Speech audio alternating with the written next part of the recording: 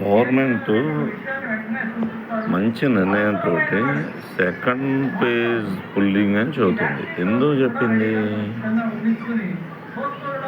కొన్ని లక్షల ఉద్యోగాలు వస్తున్నాయి. ఇప్పుడు ఏదో చిన్న చితక పార్టీలు పెట్టుకొని చేత కానీ దీంతో ఏదో గవర్నమెంట్ని విమర్శించాలని ప్రతి ఒక్కరు విమర్శించడమే కానీ ల్యాండ్ పుల్లింగ్ వల్ల నష్టం ఏం జరిగింది?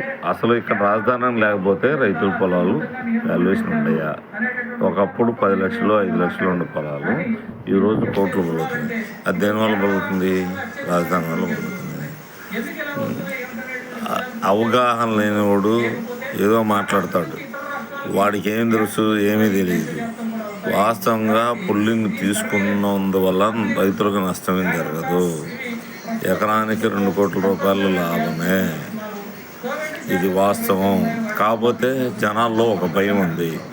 పోయిన 5 సంవత్సరాల్లో జగన్ వచ్చి ప్లాట్లు ఎన్ని రైతులను ఇబ్బంది పెట్టాడు. ఇప్పుడు కూడా మళ్ళీ నెక్స్ట్ పీరియడ్ ఏదన్నా ఇబ్బంది జరిగిద్దామో అని భయంతో జనాలు ఉన్నారు.